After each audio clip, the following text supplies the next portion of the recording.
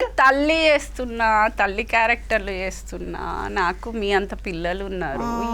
నా మాటలు అసలు అసహ్యంగా రాస్తుంటే, ఒక్కొక్క మాట రాస్తుంటే వీళ్ళ అమ్మలతో ఏం మాట్లాడతారు, అక్క చెల్లెలతో ఏం మాట్లాడతారు, ఏంది వీళ్ళ భాష ఏంది, వీళ్ళేంది, ఇంట్లో ఆడోళ్ళు ఉండరా?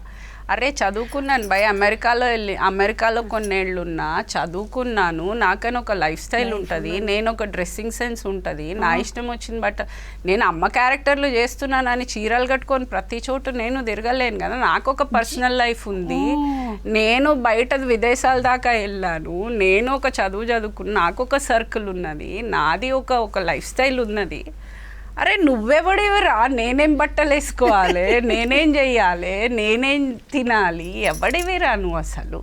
అందుకని అడుగుతున్నానమ్మ, జిమ్ పైసలు ఎవరైనా ఫీజు ఇప్పుడు కాదు, జిమ్ బట్టలే వేసుకోవాలి, చీర కట్టుకొని లేపనీకే రాదు కదా. ఒక రోజు చూసినానమ్మ, పాపం చీర కట్టుకొని కూడా లేపుతున్నావు. చీర కట్టుకొని లేపుతారా అమ్మ? అవి లేపేటి ఆ చీరలు వాళ్ళ కోసం ఒకటేసా.